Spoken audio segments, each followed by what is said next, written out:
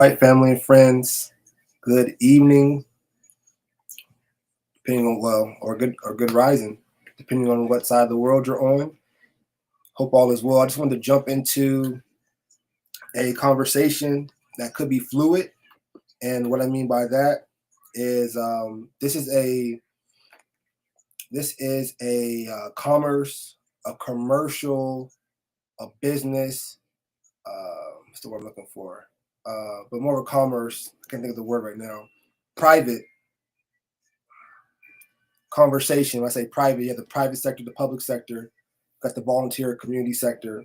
And so this is a conversation based on economic development, career development at the minimum, and obviously not necessarily dealing with civics. And so I want to make that very clear as we get started. Excuse me. I want to make that very clear as we get started. This is not a civics conversation regarding the policy and what we personally feel about the policy, or the people, the parties, or anything of that nature. This is a conversation for those that are in workforce development, in the labor market, those that are employers, those that are looking to find employment, those that are parents. This is for that type of sector, that type of audience right now, and just talking about, from a United States of America standpoint, what is at least a direction based on a current administration. And so, respectfully, we want to keep our comments regarding this live about workforce development and labor, about education, primary and post-secondary education. If you can, check out my recent video. I did a live on the impact of artificial intelligence and the workforce, and how those individuals that may not be pursuing a bachelor's of science or a bachelor's of arts degree are able to become technicians in high valued, high demand career industries, where you're able to, with some post secondary education or some training with certification, you're able to be a essential employee or staff member that can make you the highest amount of income working for someone without having to get a college degree. If that makes sense. And how, yeah, we'll just leave it there. So check out the link, the article, see if I can post it.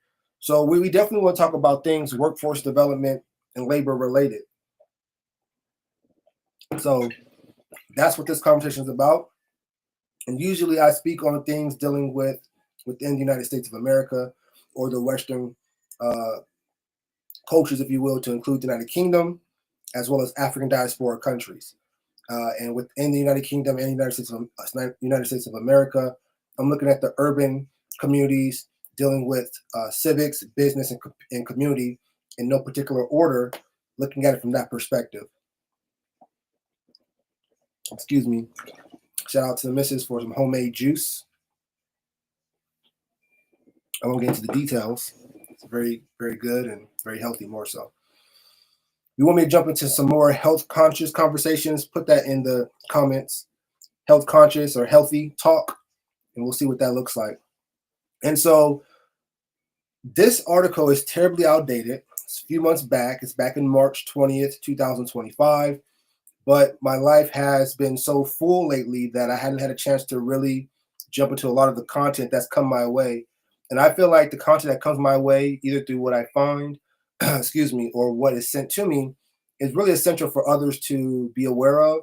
And I don't want to hoard all the information. I don't want to hoard all the stimulating conversations and the critical thinking and opportunities to learn, grow, and build and unify.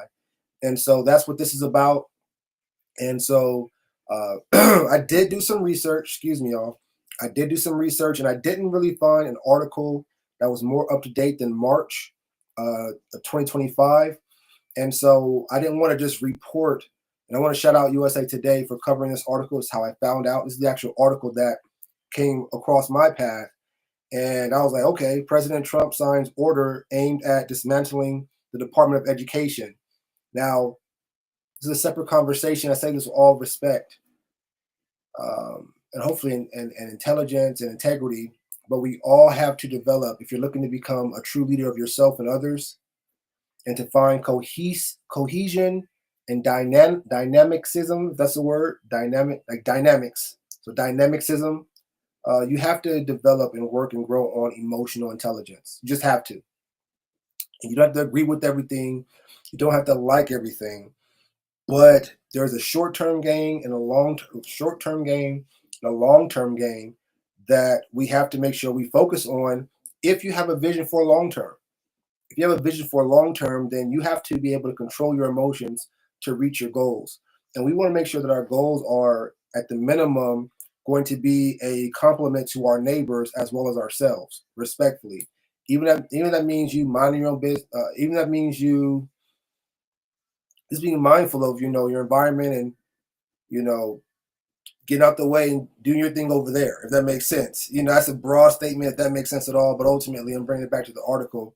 In this case, I wanted to jump into this conversation is dealing with what I do best, working with employers, career training organizations, career training professionals, specifically and especially in the industrial industries, skilled trade industries, manufacturing, transportation, dealing with those things, infrastructure areas, where there's waters, bridges, rivers, highways. That's where a lot of this, things are done and happening. And I want to make sure that there's an opportunity and wisdom for, at the minimum, able-bodied young men to be able to generate as much earned income as they can and turn into passive to truly live what they call that American dream. That's another conversation. But ultimately, let's go ahead and jump into this article. And I say, you know what?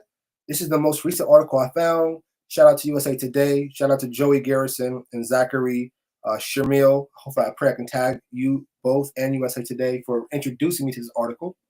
I say, you know what? Let's go over to the official whitehouse.gov website, and let's look at, coming from the administration, as much as we want to look at, information from other great perspectives, let's go straight to the source and see what's going on. So we're at whitehouse.gov, and this article is, or not article, this is actually executive order that we're looking at. An executive order that was created March 20th, 2025. It's a presidential action improving education outcomes by empowering parents, states, and communities. Excuse me. Now, this could be a civic conversation. This can become a civics conversation real quick, respectfully, just by going off of the heading. But again, we're focusing on workforce development in the labor market, employers making sure they can find skilled, qualified candidates for those opportunities, and making sure that those able-bodied individuals understand how to get and keep a job, career, or opportunity, if that makes sense. So let's jump into the executive order from the White House, improving education outcomes by empowering parents, states, and communities. Executive orders, March 20th, 2025. Here we go. By the authority vested in me as president by the Constitution and the laws of the United States of America, and to enable parents, teachers, and communities to best ensure student success, it is hereby ordered. So before I even continue, thank you for leaving in the comments, what is your professional opinion about, this order? What do you see? What, especially, and again, I really want to talk to employers. I want to talk to career training professionals, and I want to talk to legislative policymakers. And specifically, I want to talk to those individuals, especially the legislative policymakers, because, excuse me, is because the legislative policymakers, which are elected officials, basically were elected by majority, if you will, by constituents of their district. So wherever their district is mapped out, there's people that live there that have the right to vote. and the majority of the people voted for this individual. So I feel like when we're talking about legislative policies, we're also talking about those people in those areas, in those districts, because the people voted that person in to make these moves, supposedly, if you will. That's the idea anyway. So that's why I really want to have those that are legislative policymakers, employers, and career training professionals to really leave their comments, because us as constituents, we have our opinions and we can go there, but there's really not too much we can do, because again, we elect these people to make these decisions and work with the employers and the career training organizations. So if you don't like what's going on, respectfully, you know what you can do. Campaign for someone else, maybe run yourself. Uh, Visit my YouTube channel, vote4donovanhilton.com. I'm sorry, vote for Donovan Hylton. That's vote, the numerical number 4, Donovan Hylton. Go ahead and check out that channel. It breaks. Fun fact: I was a former elected official for a number of years, not for any councilmatic district, for a metropolitan government or municipality or county or anything, but for a political party. And that happened because I ran for a councilmatic district for a metropolitan area, didn't win, and the person that ended up winning pulled me to the side and said, "Hey, I love your zeal. You're young. I want to make sure you're able to join the journey with me. I'm going to be in this position for the first time, and you could be next, or you could just get to know you have a passion. So if you want, you could take my executive committee member seat for this political party. It allow you to basically still have access to the government, if you will, because technically you are advocating for some of those individuals that are supported by this political party, if you will." And so I became an elected official. I actually, so I ended up losing the campaign for the councilmatic district, and then ended up, going to run for the committee member position. Ended up getting elected for that, for the political party for that county. So that was an elected official position. That was in the public records and all that, and it just wasn't for the government, for taxpayers. It was just for a political party. And I had a chance to just go to that experience. Ended up, as I became the executive committee member, ended up becoming the regional vice chair, and where I was responsible to oversee the process and flow of 7 councilmatic districts, reporting to the vice chair and the chairperson. So it was a leadership position, and it was a great experience. And I learned a lot. I worked with a lot of elected officials in so many ways, both through the party as well as stepping out of the party and becoming a statesperson. You may have heard him as a statesman. And I want to get back to the article here, but a statesman is someone that's not politically affiliated, but is someone that these parties or civic focus groups can come to be able to get access to community residents, to be able to communicate and find some type of conversation. And a statesperson or a statesman is someone that's not looking for political gain or working with parties, but what are you bringing to the table to make sure that the people that we're connecting with, that you're getting connected with, can buy into what you're talking about? And it's their choice to buy in or not, but ultimately the world goes round and stuff does happen. And the bottom line is you got to be at the table or you're on the menu. That's just what it is. And that's for your personal life and your community. And so you got to, in your personal life, you got to make sure that you are locking in and disciplining yourself to go after the things that are set in your mind and get them done, at least attempt. There's nothing, there's no mistakes. It's an opportunity to learn. So all things work for good. Hopefully you can check out my video, a free 35-minute webinar on getting comfortable stepping outside your comfort zone. A free 35-minute webinar on how to get comfortable stepping outside your comfort zone so you can reach where you have to go. And so we're going to bring it back to the article. I'll put that link in there. But ultimately, this is why I want to bring it back to employers, career training professionals, and policymakers. Leave your thoughts as far as what you think, what we're about to review. Back to the article. Thank you. Forgive me, I didn't say commercial break me, please. That's what I usually say during my reviews. Commercial break me, please. And that was inspired to me from my friend Joe T. Baker III. Check out his website, JTB 3, numerical number 3, JTB3.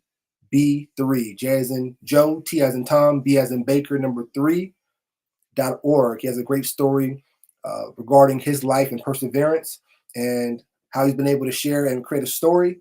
And check out his work. And when he shares his stories, he always has commercial break me when he stops from talking about the story and wants to share his personal opinion and then jump back to the story. So commercial break me, please. And thank you. About to jump back in section 1. Thank you for your patience. Section 1, purpose and policy. Our nation's bright future relies on empowered families, engaged communities, and excellent educational opportunities for every child. Unfortunately, the experiment of controlling American education through federal programs and dollars and the unaccountable bureaucracy those programs and dollars support has plainly failed our children, our teachers, and our families. Thoughts. Taxpayers spent around $200 billion at the federal level on schools during the COVID-19 pandemic, on top of the more than $60 billion they spend annually on federal school funding.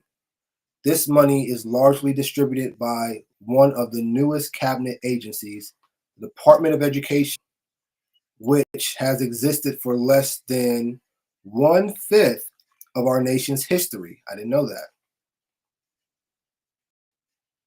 Commercial break me, please. Oh, it's actually going to jump in here. Next sentence. The Congress created the Department of Education in 1979. Wow. The Congress created the Department of Education in 1979 at the arguing of President Jimmy Carter, who received a first ever presidential endorsement from the country's largest teachers union, shortly after pledging to the union his support for a separate Department of Education. Since then, the Department of Education has entrenched the education bureaucracy and sought to convince America that federal control over education is beneficial. While the Department of Education does not educate anyone, it maintains a public relations office that includes over 80 staffers at a cost of more than $10 million per year. Okay, so let me read this again. We're walking down the line, right down the middle, and we're just collecting information that's public, reviewing it, looking for peace and moving forward. So with that being said, this is new, respectfully, to me, per se, if this information is accurate, respectfully. While the Department of Education does not educate anyone, it maintains a public relations office that includes over 80 staffers at a cost of more than $10 million per year. Closing the Department of Education would provide children and their families the opportunity to escape the system that is failing them. Today, American reading and math scores are near historical lows. Now, commercial break me, please. Let that sink in, though. Is this a public reason, at the minimum, why this movement is being pushed? And if so, or if not, is this a legitimate reason for a movement to be pushed and or some adjustments to be made? Today, American reading and math scores are near historical lows.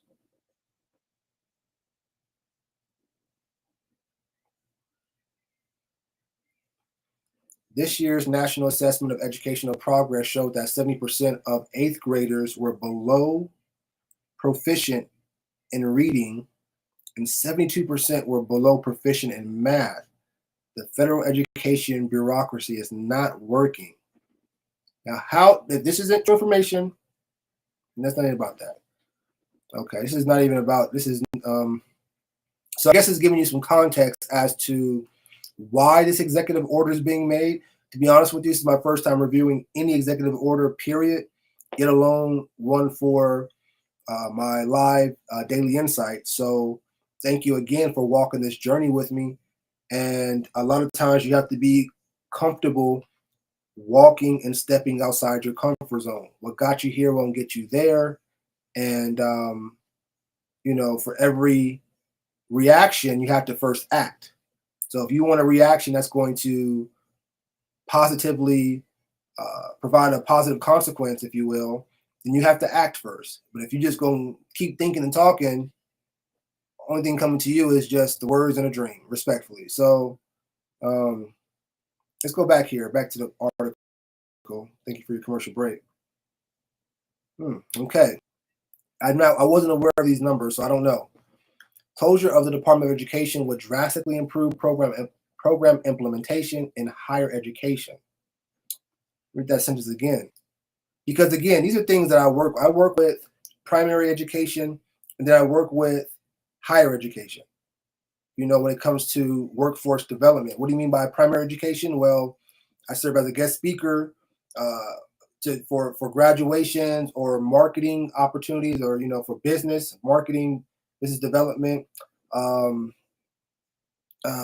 Guest speaker. Shoot, I serve as a community partner for several different school academies. The school or the education system as I knew it, developed these academies with very specific STEM industries that they want to focus the children on, if you will. And so I'm on the panel. I'm at those meetings every month with other employers and community leaders. We're hashing stuff out and getting our breakfast in the morning, have coffee and the snacks and everything. And so and then even going into, which I talked about in my last video, the career colleges specifically focused on those skilled trade and STEM positions. I served as a former director of admissions for a career college, and having to work with and be a part of the documentation for funding for the college, and then working for financial aid, and then working with the career service department to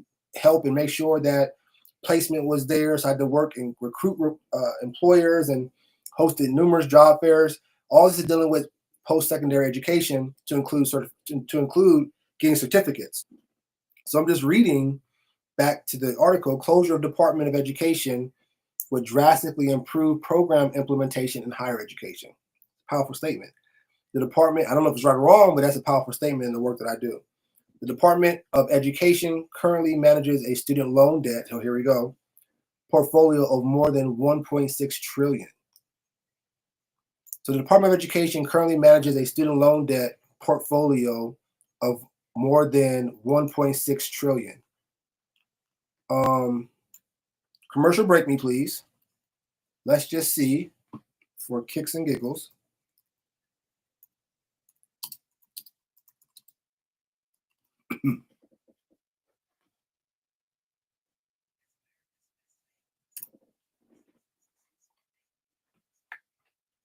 Several countries hold loan portfolio exceeding 1.6 trillion. Notably, the United States has a significant debt, including Japan and China. Japan holds over 1 trillion in U.S. debt. China, 759 billion. United Kingdom holds a significant amount. Canada, 400 billion. So I'm just curious to see, these countries' foreign holding debts pretty much are almost touching or just under the U.S. Department of Education's, if that's what this is. Loan debt. Just the Department of Education's debt is matching some of these other countries' portfolio debt. States. If that makes sense, I'm still learning myself. I could be speaking in ignorance. This means the federal student aid program is roughly the size of, here we go. This means the federal student aid program is roughly the size of one of the nation's largest banks, Wells Fargo. I used to bank with Wells Fargo, so I'm going to shout them out. But although Wells Fargo has more than 200,000 employees, the Department of Education has fewer than 1,500 in its offices of federal student aid. The Department of Education is not a bank, and it must return bank functions to an entity equipped to serve America's students. This is commercial break me, please. This is interesting. I didn't know these things. I'm not saying it's right or wrong, and I should have done my research before these executive orders went out so I can see it from another perspective. But looking at the numbers, it's just interesting information. Let me know what you think in the comments so far. I guess as this is the basis for the executive order.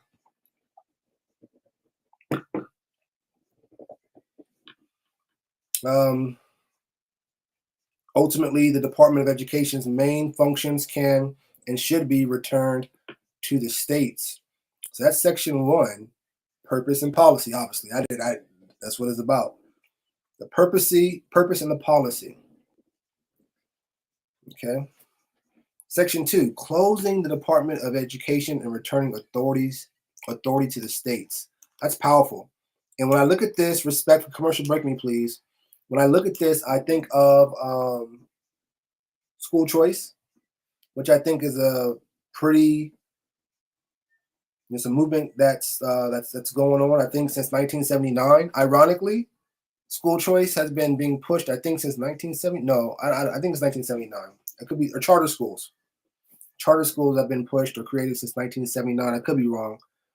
Do the history on that, but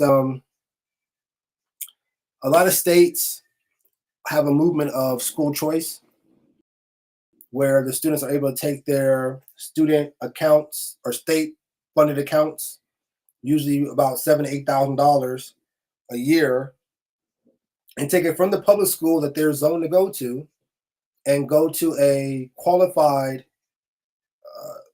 school under the school choice program. And it could be a private school where the school can take that money and accept it. So for example, you can go to a private school maybe of, $30,000 because you can take your $7,000, use it for the tuition, and then the private school might have a scholarship program to pay for the rest. So I don't know, and I've been in the middle of those conversations. Follow my work on Hylton Elite Marketing Agency on YouTube. I'll just tag some stuff that I've done in the past and what I've spoken on or been at. I've helped coordinate these conversations in the community about school choice to the point where engaging with civics leaders, community leaders, pastors, everyday residents, city officials, bureaucrats, and coordinated meetings, recorded the meetings, social media posted and promote the meetings to have a conversation about school choice and what these states are, I believe, looking like they're voting for. And it looks like now it makes a lot of sense as the closing of the Department of Education, which ultimately is not necessarily all the way authoritative under, to charter schools, meaning the Department of Education, the charter schools, from what I understand, report to the Department of Education, but it's not like a traditional public educational institution. They have a little more leverage right now, if I remember the momentum going on right now. So I remember I even gone for school choice, going into county public hearings where school choice was passed in areas where some people didn't want it. And then so those people took it to appeals court and they had a public hearing. I sat at the appeals court and watched, and I saw the organizations that were for and against, read the energy, felt the attitudes, all that. So like I said, it's just a lot. So I can see where closing the Department of Education and returning authority to the states can then say, hey, school choice, XYZ. Back to the article. A, the Secretary of Education shall, to the maximum extent appropriate and permitted by law. Okay, so this is one thing, commercial break me, please.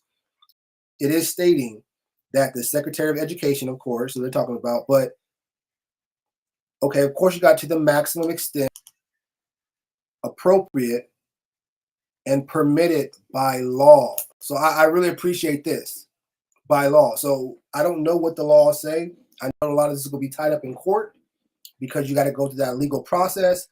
But as long as it's legal, and from what I can see, I don't know if it's right, wrong, or not, but it says by the Constitution and the laws of the United States. So if we're going off of the Constitution and the laws of the United States, we are going to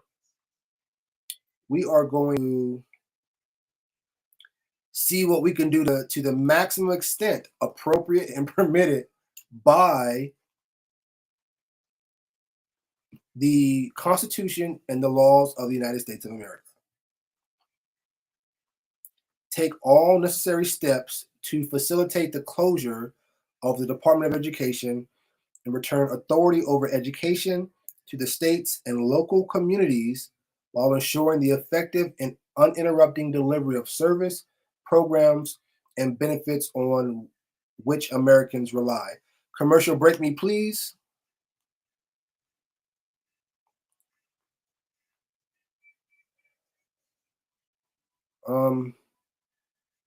This is what I want to highlight. Education to the states and local communities while ensuring the effective and uninterrupted delivery of service, programs, and benefits on which Americans rely. My first question is how? What's the action plan? And I'm sure there's one already created. I'm sure that's what we got to start researching. A lot of times, my experience working with nonprofits or community groups or on the grassroots level, sometimes dealing with the private sector and businesses and public officials, a lot of times this looked good on paper, but nobody knew how to work together. First of all, everybody knew what to do. They had their own opinion, but no one knew how to work together to make those many opinions into a solid plan. And a lot of things didn't get done, but most of the time, a lot of social media backlash posts, they go up about who's not doing this and why that didn't happen. And, so at some point, the emotional intelligence piece has to be there. And I'm assuming that the states and local communities, and when this is, and coming from an urban perspective, when we say local communities, this is where I feel like those community groups, leaders, businesses, and, community groups, community leaders, and business leaders, and those that are skilled professionals, need to be a part of the local communities that's working with the states to ensure the effective and uninterrupted delivery of services, programs, and benefits on which Americans rely. This is the time to get in. So if you're not talking to, especially an urban-based leader of any color, if you're not talking with the state at this point, as far as education goes, to make sure you're one of the local community groups listed to ensure effective and uninterrupted delivery of services, programs, and benefits on which Americans rely, I don't know what to tell you. And this is why I'm bringing this up right now. You got to get to the table. I'm not saying it's right, wronger. I'm not saying any of that. I don't know, respectfully. What I'm saying is, if this is holding up, and it might just be a flush in the wind, I don't know, respectfully, but if this holds up, you want to make sure that you're at the table and again, this may not be the right choice. I don't know. That's not what I'm saying. But this popped up.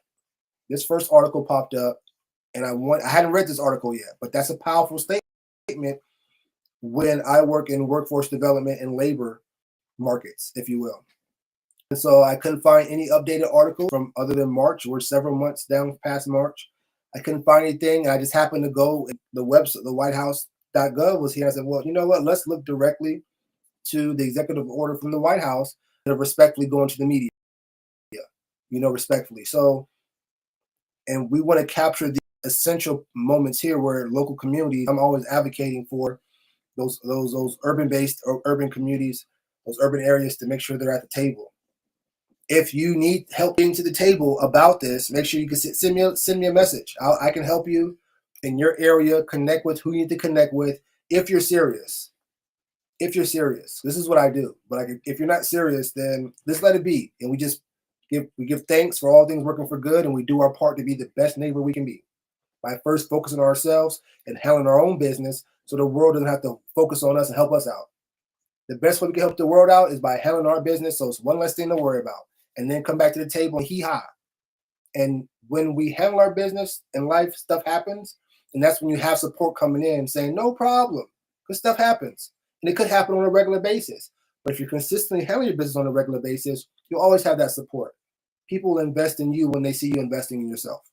And so, moving back to the article, be consistent with the Department of Education's authority The Secretary of Education shall ensure that the allocation of any federal Department of Education funds is subject to rigorous compliance with federal law and administration policy, including the requirement that any program or activity receiving federal assistance terminate illegal discrimination obscured under the label diversity, equity, inclusion, or similar terms in programs promoting gender ideology.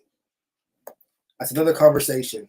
But as I'm reading all this in my mind, I just read this section, section 2, area B. I just read that and I said, look, respectfully, let's say this does happen, and 4 years later there's a new president. Will this executive order be overturned? And then we're going back to the original, and which is okay. But what ends up, I'm thinking about the parents, I'm thinking about the children and how that affects them. So I'm hoping that, I don't know what these conversations look like, but as much as we're talking short term, we really need to focus on long-term conversations and in this particular topic. And I know a lot of people that are not for the Department of Education being shut down. I know a lot of people that are not. I know a lot of people that are. But I know, and you really want to make sure, it's another conversation, but let's just keep pushing.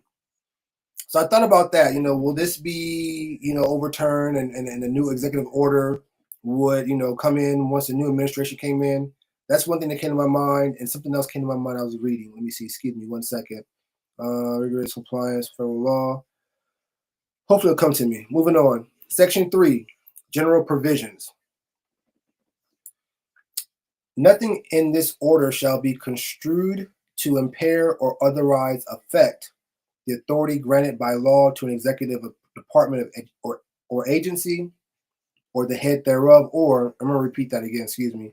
The authority granted by law to an executive department or agency or the head thereof, or the functions of the director of the Office of Management and Budget relating to budgetary, administrative, or legislative proposals.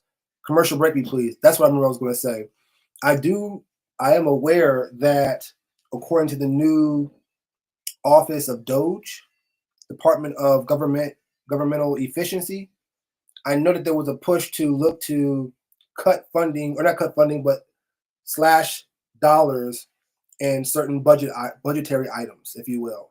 And this looks like a overall idea of saying, hey, this needs to be slashed from the budget or taken out. This needs to be taken out so we can save it and put it somewhere else because of the numbers that we're getting as a result.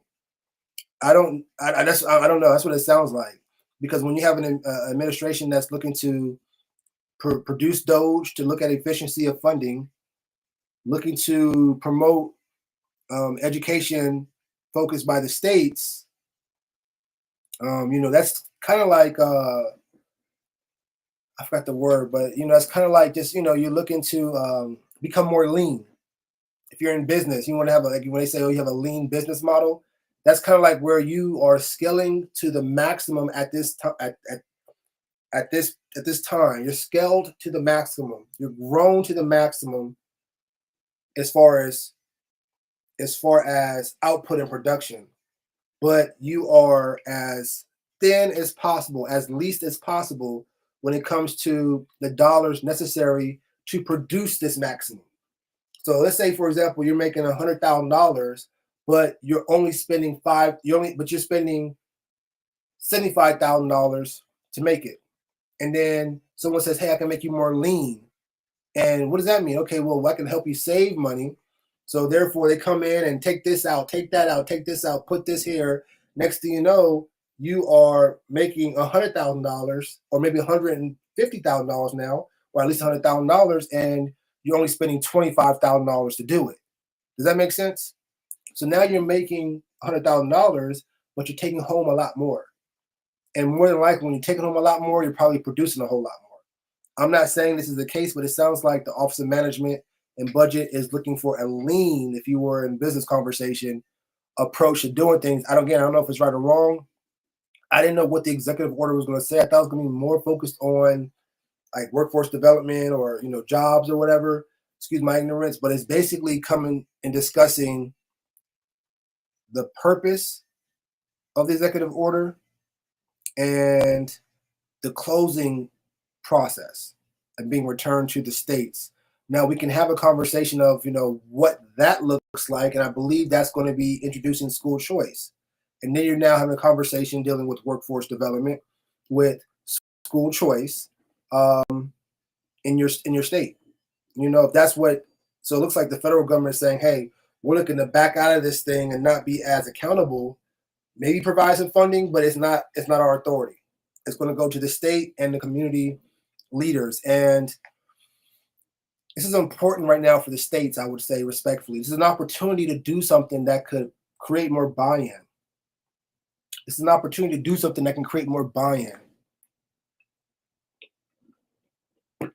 It's an opportunity to do something to create more buy-in. And that is, at such an early stage in this game, truly and integrally connecting with those community leaders, especially in urban communities, and allowing them to come to the table and truly building a working relationship with engagement would be an opportunity to strengthen your brand, strengthen your relationship. I don't want to say brand because now I'm not talking a political party focus, but I'm saying strengthen your relationship. No matter what color your state is or whatever that looks like, it's just an opportunity to reconnect with those community leaders and partners and see what that looks like. So a lot of times some community leaders feel like, it looks good on paper, but the door's not open. We reached out, no one's called us back. We get to the meeting, they're giving us the side eye while we here. We don't feel welcome. I don't know that's the case, but I'll give you a bad, story. But at one point I moved from one state to the next or to another and ended up wanting to just get more into my spiritual, into my Christianity aspect, and ended up going to a church that a relative of mine was going to, and ended up ultimately becoming married and baptized there. I don't lose my point to this. Getting married and baptized there. I don't want to lose my point. Hold on, y'all. Function director of management, lean. It's a great point. It'll come back to me. I don't want to get too far off topic. I don't know. But the authority, the functions of director of office management, being lean, going to the church, it's going to come to me as a great point. Can't think of it right now, so I'm going to move on, but it'll come back. This order shall be implemented. This is B now. This order shall be implemented consistent with, applicable law and subject to the availability of appropriations.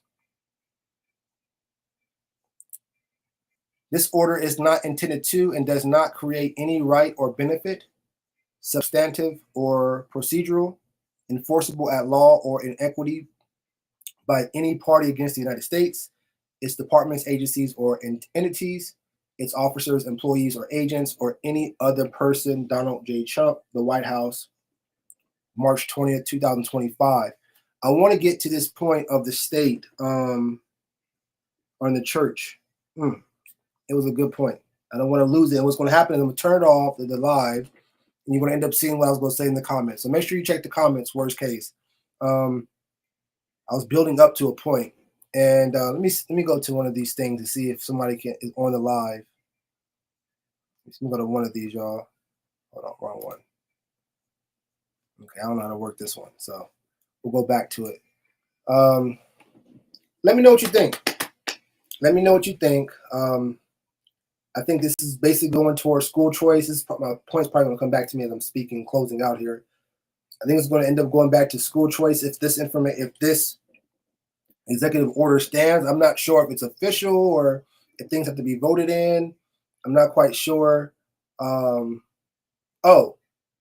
was the ministry leader, so I ended up going to this church, married and baptized there. I ended up going to turn my life around, and I kind of got myself together, and I was going to this church, and I was reading the word and everything, and I said, man, you know what? I want to make sure that I'm here at this church to make sure that when people come that resemble me, because this church was more of a middle to high middle class African-American church, and this church was in the center of one of the a poverty area. As a matter of fact, it was a neighboring zip code to the highest, I guess, crime rate for a zip code in the country, if you will, 37208. Look up the research on 37208.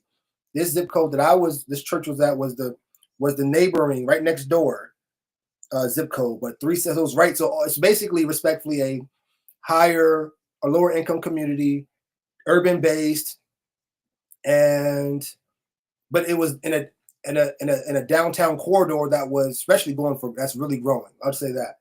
But at any rate, so basically you have this church, but you're basically surrounded by public housing, lower income, respectfully, residents, priority schools, which are schools on the cusp of being a failed school and the state having to take over and all this stuff. And so traditionally, you can get an idea of the traditional neighbors that were there. And I decided to go, when I went to the church, to stay there. I was 23, 24, 25 maybe, 23 mostly, 24, and decided to be active in the church because there was no one that resembled my age in that church. So if someone wanted to come in the way they come in, maybe, smelling like a little something and hat backwards or pants hanging down a little bit. I'm just saying respectfully, that didn't really fit the whole middle class, high middle class. You own your home, and these are the people that were your parents and your grandparents that were really leading this church. And in great church, I was married, baptized there, but I wanted to be there for that.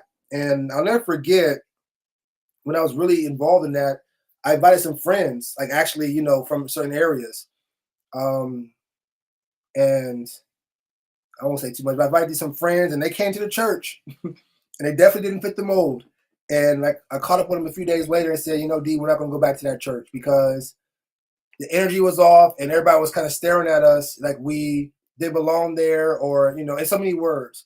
And I bring that up to say sometimes bringing it back to inviting your community leaders to the state and state working together, that even though you open the doors or you say the doors are open, you have to make sure that you know that you're going to be connecting with people that are different, that are diverse. And this is the funny part about it. You're going to connect with people that are diverse. And it's important to include them to ensure that the equity is there for everyone. So in this particular case, it could be used, the words could be used interchangeably for a different term. But what I'm asking the states to do is when they say they're connecting with their local communities, making sure, please and thank you, that you're connecting with the diversity and including them to build the equity of the state authorized education department. If that makes sense. It's the perfect time to do that. And if you don't know how to do that, or you need help doing that, I'm talking about the states, reach out to me. This is what I do. If you are a community, hold on, y'all. If you're a local community leader, organization, a professional in your respective city and state, and you want to connect with your state to be a part of, what they have going, and 9 times out of 10 is school choice. And if you don't know anything about that, I'm going to put some links on the description to show my 5+ years of work being around that and knowing what the conversation is and seeing how this executive order plays a tie in a growing movement at this time. Not I'm saying it's right or wrong, but again, you have to be able to be at the table. And so sometimes people that, feel like people that outsiders that see people at the table, well, the table's invited for everybody. And you don't have to necessarily, become immoral to get to the table. You are who you are, and you walk with discernment for one, and you move with faith, if you will. But the whole goal is we're here to help build, if you will. So with that said, especially for the local community leaders, if you need help on having to connect with these states, or what that looks like, make sure you can reach out to me as well. Another interesting conversation, especially as the states are taking over and you're talking about school choice, this is a good opportunity. I don't know if it's right, wrong, I don't know if it's right or wrong, but I don't know how it looks. But if you're in an urban area and you want to have an urban-based school, if you will, that's under the state where you can do your thing, and do it in a way that's actually legitimate and certain for Americans to rely. Let's keep it real, though. We got to do this part. Anything that we're talking about has to be for the benefits on which Americans rely. And, oh man, let me go back. They hating on us. For the benefits on which America relies. So if we're not talking about that, all this is like pointless and not benefiting the people, and that's a shame for what the message of America is supposed to be. So I'm asking and congratulating the state departments, and I'm sure the state departments and the Department of Education are currently working together to, I don't. Again, this is unprecedented. So I've never not known the Department of Education. I didn't know it was just created in 1979 either. That was, that's okay.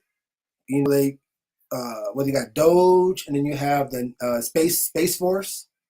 Let me go ahead and put them up real quick. Let me go ahead and put them up. I have some family members, young kiddos that love this Space Force and want to focus, skilled and trained to be a part of that. So I want to give them a shout out real quick. Space Force. I don't know what that means, but yeah, just check it out. Let's go back to.